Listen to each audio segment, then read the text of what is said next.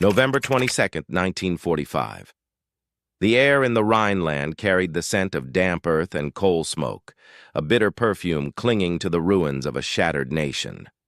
In the shadow of collapsed walls and half-buried cellars, a group of German women sat in silence, their bodies wrapped in patched coats, their eyes hollow with hunger. They had been gathered into the custody of American troops, marked as prisoners, but unlike the chain-linked marches that had carried men across Europe, this captivity was quieter, more ambiguous. They were neither celebrated civilians nor soldiers, but displaced fragments of a fallen Reich, waiting to see what their conquerors intended to do with them. On this day, though, something unexpected unfolded. American officers had ordered a Thanksgiving meal, an old tradition carried across the Atlantic, even in war. For weeks, supply ships had delivered frozen turkeys, sacks of potatoes, crates of flour, and tins of cranberries. The feast was meant for soldiers far from home, young men who missed their mothers' tables in Iowa, Georgia, or Michigan. Yet the officers made a decision that startled even their own ranks. They extended the invitation to the women held behind the barbed wire, the supposed enemies, the ones raised on years of propaganda warning that Americans would treat them with cruelty. The women entered the mess hall with wary steps, boots scuffing the wooden floor. Their stomachs clenched at the warm aromas curling through the air, roasted meat, gravy thick with fat, bread fresh from the field ovens. They exchanged quick glances, whispers darting between them in cautious German. Could this be real, or was it a trick? A humiliation stage to mock their weakness. Some clenched their hands tight, their fingernails rimmed with dirt, prepared for disappointment. The room was not grand. Planks had been hammered together into long tables, tin plates stacked neatly, candles stubbed into bottles to fight the early dusk. But to women who had lived on watery cabbage soup, on bread made from sawdust filler, even the sight of abundance was dizzying. Pots clanged in the background, soldiers joked in English, and in the midst of it all stood rows of steaming turkeys, their golden skin glistening with butter. The contrast was surreal. Conquerors carving meat for the conquered. One woman, perhaps 30, with hair tied back under a ragged scarf, sat stiffly as a GI placed a slice of turkey on her plate. She did not thank him. She could not. Her mind replayed years of warnings. Americans were brutes. Americans would starve them. Americans would laugh as they suffered. Her eyes stayed fixed on the meat as if it might vanish. Another, younger, not more than 20, closed her eyes and inhaled the steam rising from the mashed potatoes. Her lips trembled. It smelled like memory, though she had never eaten such food. It reminded her of stories told before the war, of family gatherings that once belonged to someone else's life. The soldiers moved among them, handing out bread rolls and ladling gravy.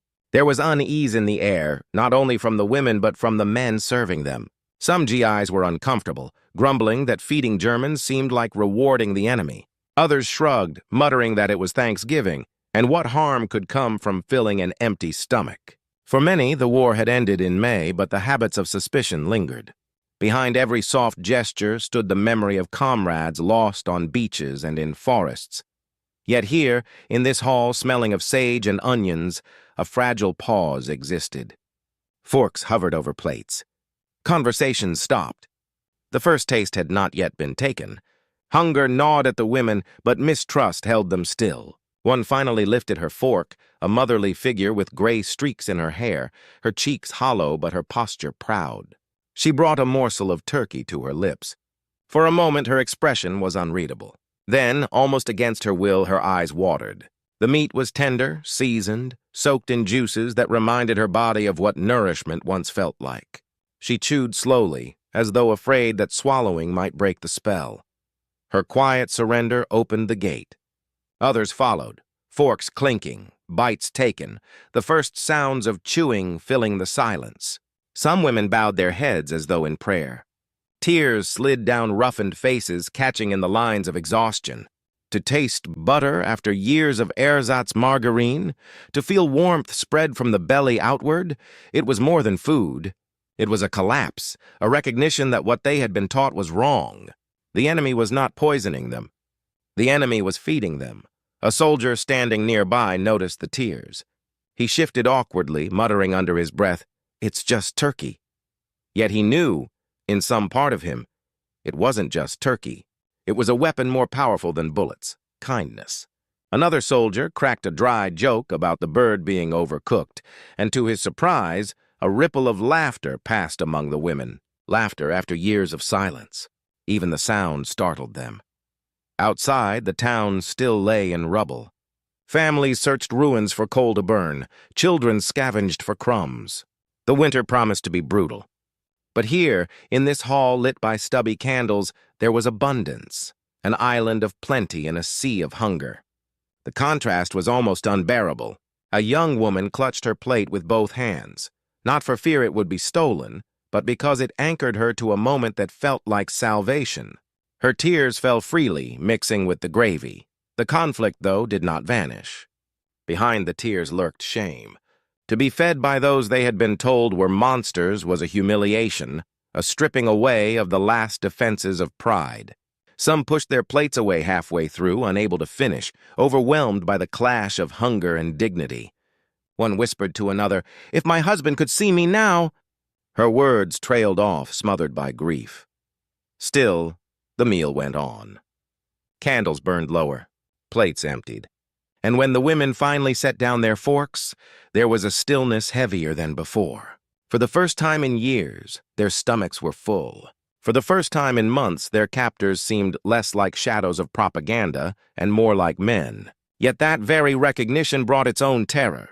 If the enemy was capable of kindness, then everything else, the hatred, the fighting, the deaths, took on a crueler meaning. What had it all been for? The officers, watching from a distance, said little. They had expected gratitude, perhaps relief, but they had not expected tears. And as the women dabbed their eyes with frayed sleeves, one soldier leaned to another and murmured, "We just gave them Thanksgiving." But what happens when they start to believe us? That question hung in the candlelit air, heavier than smoke, heavier than the silence that followed. For this was more than a meal. It was the first crack in a wall of lies, a small fracture that promised to widen. And as night fell over the Rhineland, the women carried that taste with them, sweet, salty, tender, and impossible to forget, into a future they did not yet understand. The silence that followed the meal did not linger long. Hunger had been quieted, but the mind, trained for years in suspicion, now began to stir with questions. Around the tables, the women looked at one another with unease. They had swallowed not only turkey and potatoes, but also the collapse of a world carefully constructed by propaganda.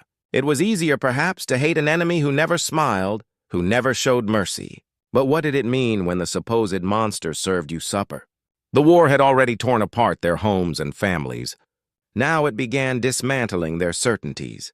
For years, German women had been told that Americans were beasts. Posters had shown caricatures of tall, broad-shouldered men with greedy grins, knives dripping with blood. Newspapers described them as mongrels of mixed races, incapable of honor. Goebbels' speeches hammered the message. To fall into American hands was to invite abuse, humiliation, perhaps worse.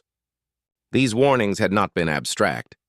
They had been taught in classrooms, whispered in bomb shelters, passed down like grim scripture. One woman at the table remembered her schoolteacher insisting that American soldiers would carve swastikas into German children's foreheads. She recalled trembling at the thought, never doubting the truth of it. And yet, when the doors of the mess hall opened, she had seen no knives raised, no grins of cruelty. She had seen soldiers, young, weary, some not much older than her own brother, carrying trays of food. Her stomach had accepted what her mind could not: the enemy's generosity. Each bite chewed away at a lifetime of conditioning. It was as though the turkey itself argued with Goebbels, and the argument was devastatingly persuasive. The American soldiers were not blind to the irony. Many of them had fought through France, Belgium, and into Germany, burying friends along the way. Some still carried shrapnel wounds beneath their uniforms, reminders etched into flesh. To them, feeding German prisoners felt absurd, even insulting. A private from Ohio muttered to his bunkmate afterward, "My buddy died in the Hurtgen, and now we're serving turkey to the folks who cheered when he fell." His words carried the bitterness of loss. Yet even he had noticed the tears, the way the women's faces softened as though remembering they were human again. He did not know what to make of that. None of them did. Still, the decision to extend the Thanksgiving meal had not come from sentiment alone. It was policy, subtle but deliberate. By late 1945, the United States sought to distinguish itself from the Soviets, whose treatment of prisoners was notoriously harsh. American officers understood that mercy could be a weapon, that feeding the defeated could create allies where bullets never could. Food, after all, was power in a starving continent. And so, what looked like simple generosity was also strategy, though its effects reached deeper than planners could have foreseen. One woman, thin as a reed, held her fork in trembling fingers. She had lost her husband on the Eastern Front, swallowed by the maw of Stalingrad, and her only son to an air raid in Hamburg. To her, life had become nothing but absence. She had expected her captors to treat her as an enemy, to strip her of dignity as punishment for the regime she had once believed in. Instead, she found herself being offered bread warm enough to burn her fingertips. She wept not only for the taste, but for the realization that the world was larger, more complicated than she had been told. She wept because kindness was harder to endure than cruelty. Across from her, another woman whispered to her neighbor, "What if they are only pretending? What if tomorrow they turn on us?" Fear clung tightly, unwilling to let go. Her eyes darted to the soldiers, watching their easy laughter, their careless jokes about the dryness of the turkey. She could not reconcile those images with the warnings engraved in her mind. But doubt once seated could not be uprooted.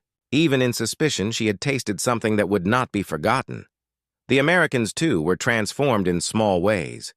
A corporal from Kansas City, who had once stormed a farmhouse and found only frightened civilians inside, said later, "I thought I hated them, but when you see tears over a piece of turkey, you realize hate's a heavy thing to carry."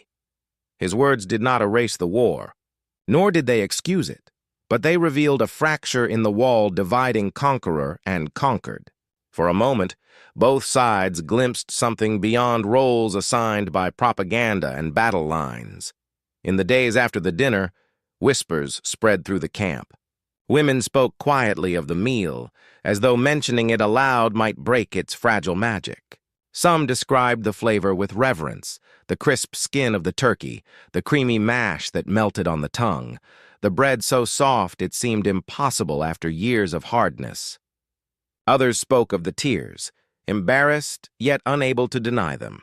They did not call it kindness, they dared not, but they acknowledged it as something different from what they had been taught to expect. In those murmured recollections, a new narrative began to take root. History is often remembered through battles and treaties, but here, the battlefield was the human heart. The propaganda machine had armed these women with fear sharper than bayonets, but a single meal had pierced through. The contradiction was too striking to ignore. On one hand, their cities still lay in rubble, their families scattered. On the other, the very enemy who had bombed them was now feeding them. It was not forgiveness, not yet, but it was confusion. And confusion is often the first step toward change. One cannot overlook the numbers. In late 1945, the average German civilian consumed barely 100-200 calories a day, often less in bombed-out regions. Malnutrition spread quickly. Reports spoke of children fainting in schools, of women collapsing while scavenging ruins. Against that backdrop, the Thanksgiving meal was not merely generous, it was miraculous. For many of the women, it was the first time in years they had eaten until they were full. That physical reality carried an emotional weight words could scarcely contain. Hunger loosens the hardest certainties, and fullness plants seeds of doubt in the soil of hatred. The soldiers did not intend to make them cry. They simply wanted their own holiday, a reminder of home. Yet the unintended consequence was powerful.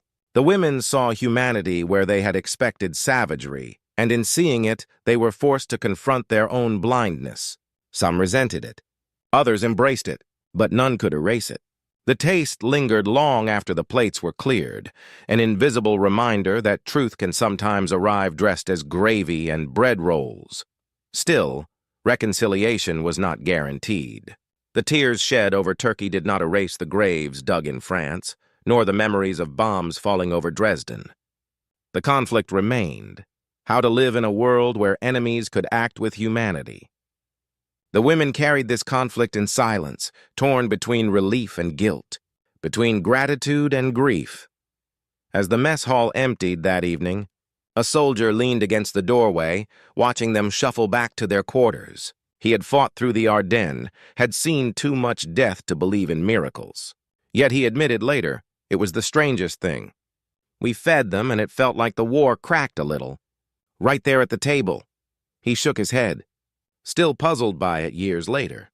And though the candles had burned down to stubs, and the laughter had faded, the question remained, heavier with each passing day. If propaganda could collapse over a single meal, what else might fall next?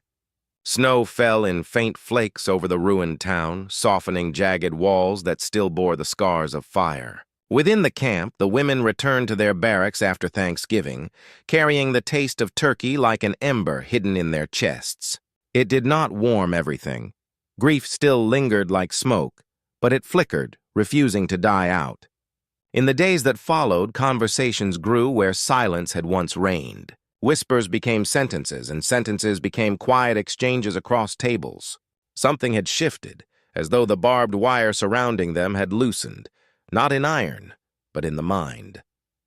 The collapse of barriers did not happen with fanfare.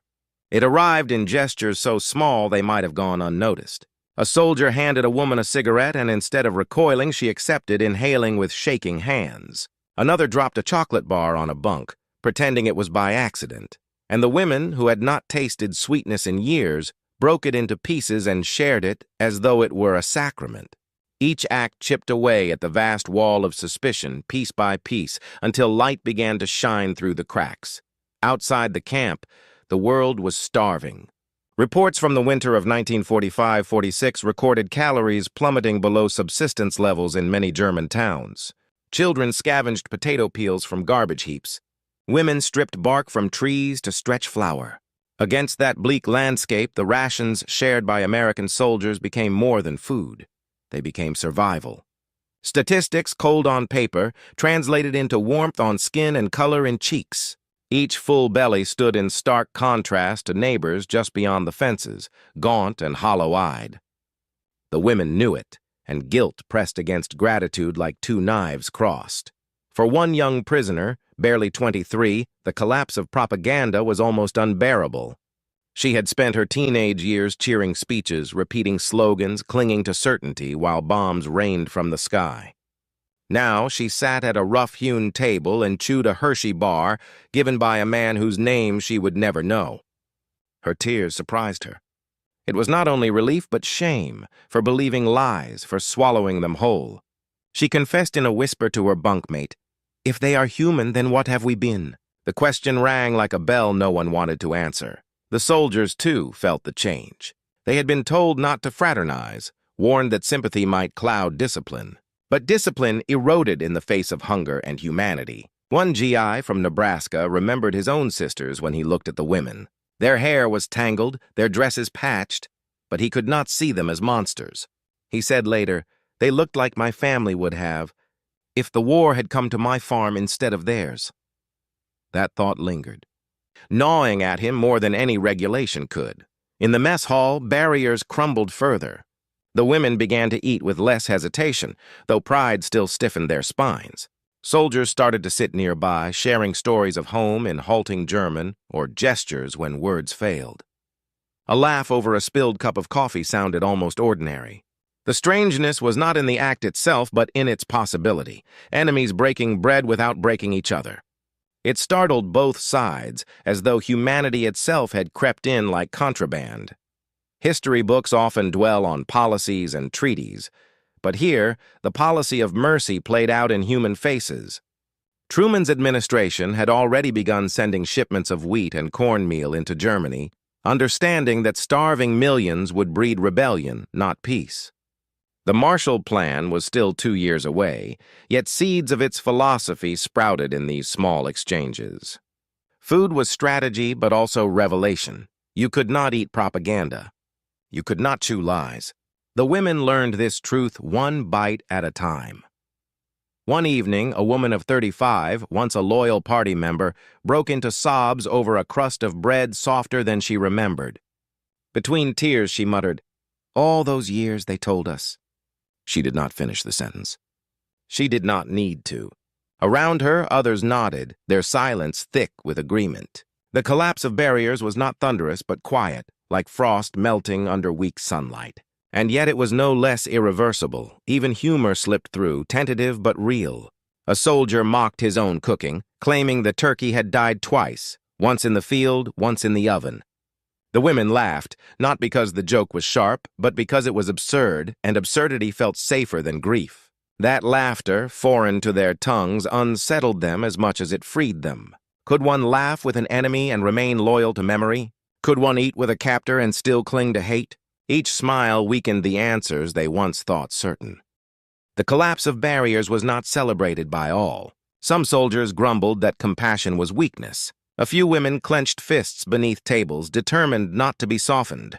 But cracks, once formed, spread. Even those who resisted felt hunger speak louder than pride. And hunger, when met with generosity, has the power to rewrite stories. By the third week after Thanksgiving, the women no longer flinched when a GI approached with bread. They no longer whispered about poison. They simply ate, and in eating, they admitted a new possibility. The enemy might not be who they had been told. What startled them most was not the food itself, but the recognition of similarity. The soldiers sang crude songs in English, laughed about letters from home, complained about superiors. These were not monsters, but men. Some carried photographs of wives or sweethearts. Some carved toys for children out of scrap wood. The women watched, bewildered. Propaganda had painted them as beasts, yet here they were, young, human, fallible. Each observation struck like a hammer against the wall of lies until rubble piled at their feet. Still, the collapse of barriers did not mean peace of mind. With every bite of American food, the women felt the sting of betrayal. Betrayal not of country, but of the beliefs they had been forced to carry. One whispered, "If they lied to us about this, what else?" The question haunted them through the nights, stirring in the darkness like an unquiet ghost. The ground beneath their convictions was gone, and nothing yet replaced it.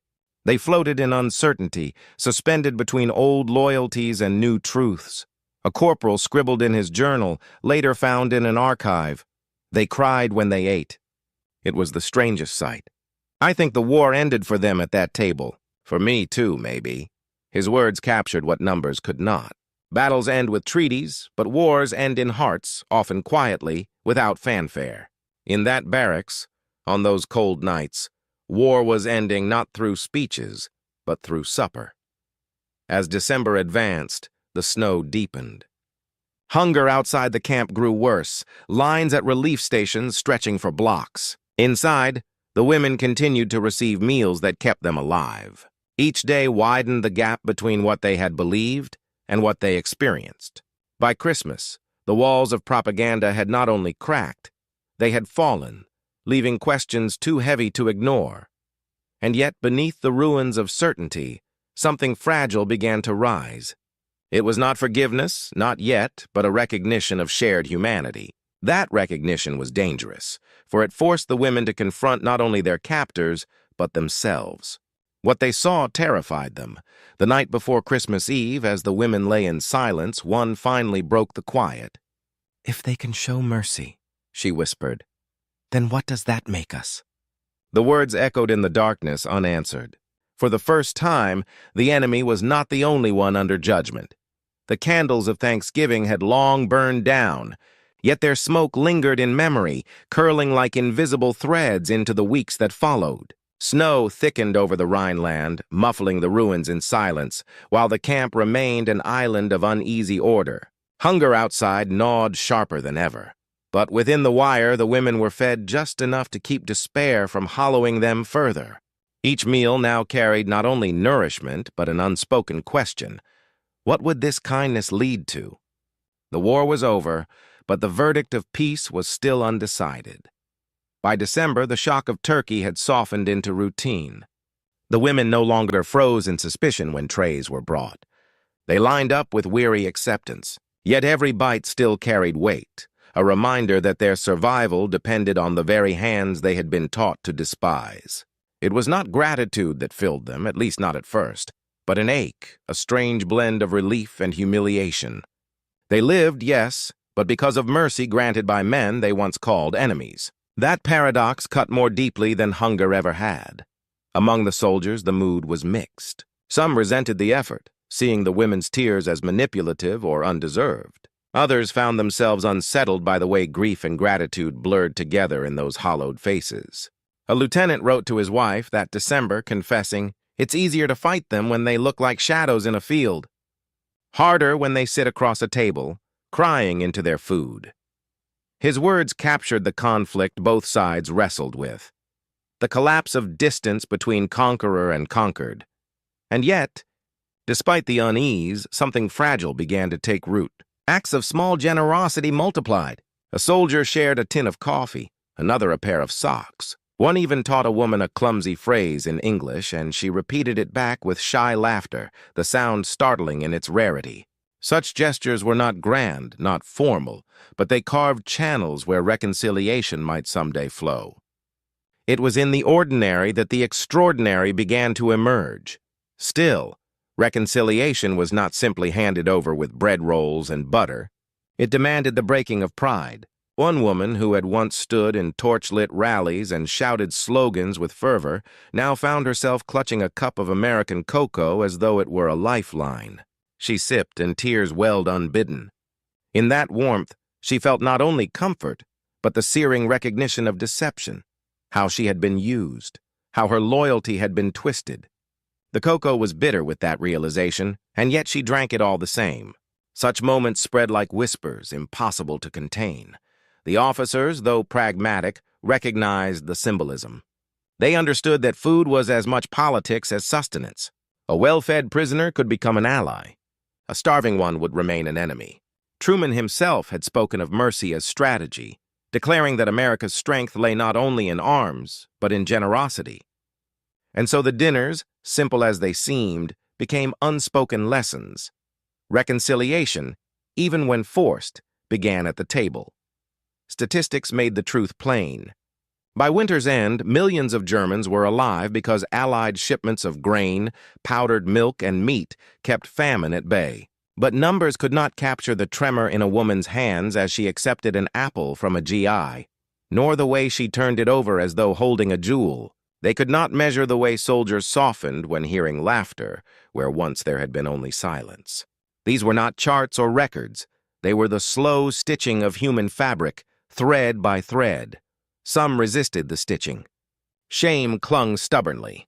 A few women ate but refused eye contact, muttering that survival was not the same as friendship.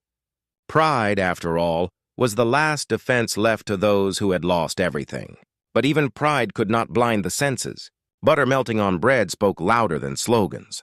Warmth in the stomach outlasted cold warnings whispered by propaganda long collapsed. The body knew what the mind resisted. Kindness was harder to forget than cruelty. By Christmas Eve, the camp was quieter than usual. Snow drifted against the barracks, muffling even the guards' footsteps. That night, a soldier passed around a harmonica, and another hummed a carol in English. To his surprise, a woman across the room joined softly in German, the melody bridging language where words could not. Others followed, voices tentative at first, then rising until the barracks filled with a hymn that belonged to both sides. Tears returned, not from hunger this time, but from the strange communion of sound. For a moment, the war receded entirely.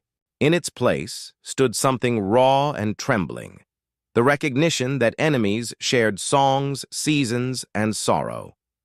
The next morning, bread was set out with small pats of butter shaped by hand. It was no feast, but the gesture was enough. The women ate slowly as though prolonging a fragile peace. Some smiled faintly at the soldiers, uncertain but sincere. That Christmas, the first after surrender, was not marked by abundance, but by the quiet miracle of survival and the beginnings of trust carved out of ruins. Yet reconciliation carried shadows. For every tear of relief, there was one of grief. The women remembered husbands dead in fields, children lost in bombings, cities reduced to ash. They could not erase those memories, nor could soldiers forget comrades buried overseas. What emerged was not forgiveness, not yet, but the uneasy coexistence of memory and mercy. To weep over Turkey did not erase Dresden. To serve cocoa did not resurrect the fallen, but it marked the first fragile step toward a world where both sides might see one another not as enemies, but as people. In later years, some of the women would recall that first Thanksgiving meal as the moment the war truly ended for them. One testified in an oral history project, her voice wavering even decades later, "I believed everything they told us, that Americans would treat us like animals, and then that night I ate turkey and cried. I cried because I realized I had been lied to all my life." Her words crystallized the transformation better than any statistic. Reconciliation began not in speeches or treaties, but in the taste of food offered without demand. Still, the question lingered, unresolved, at the edge of every shared meal. If mercy could be found in the enemy, then what did that make of all the hatred, the blood, the sacrifices? The women carried that burden, just as the soldiers carried theirs. And in that burden lay the central conflict. Could reconciliation truly take root in soil so soaked with grief? Or would the seeds planted in Turkey and tears wither under the frost of memory? As the year turned, snow gave way to the first thaw. Mud replaced ice, and with it came the slow stirring of hope. The women, though still captives, felt themselves less defined by chains and more by the fragile thread of survival shared with their guards. And yet beneath the surface, the question pressed harder with each passing day. If kindness had undone lies, what else might mercy reveal about the world they thought they knew?